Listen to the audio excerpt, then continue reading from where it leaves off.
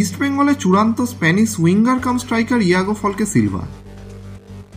প্রথমে super cup থেকেই তাকে দলে নেওয়ার কথা থাকলেও একাধিক সমস্যার কারণে আইএসএল থেকেই দলের সাথে জুড়বেন তিনি।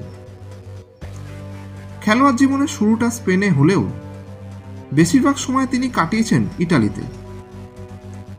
2015-16 মরশুম থেকে 2020-21 পর্যন্ত খেলেছেন ইটালির প্রথম ডিভিশন সিরিয়াতে। সেখানে স্প্যানিশ খেলোয়াড়দের মধ্যে তৃতীয় সর্বোচ্চ গোল অধিকারী 34 বছর বয়সী ফলকে। 2021-22 মরশুমে তিনি যোগ দেন কলম্বিয়ার প্রথম ডিভিশনের একটি ক্লাবে। সূত্রের খবর, এবারেও সেখানকার একাধিক দলের অফার ছিল তার কাছে। জানেন কেন হঠাৎ সেই সব অফার ছেড়ে ইস্টবেঙ্গলের সাথে চুক্তিবদ্ধ হলেন ইয়াগো ফলকে? গত অগস্ট মাসে এক মর্মান্তিক প্রাণঘাতী আক্রমণ হয় ইয়াগো ফলকের ওপর। তার গাড়ি লক্ষ্য করে গুলি চালায় কয়েকজন দুষ্কৃতী।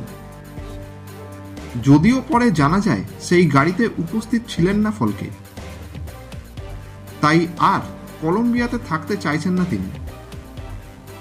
সেই সাথে ইস্টবেঙ্গলের লোভনীয় অফার বেশ পছন্দ হয়েছে ফলকে ও তার এজেন্টের। তাই এবার লাল হলুদ ব্রিগেডে যোগ দিতে আসছেন স্প্যানিশ এই ফুটবলার।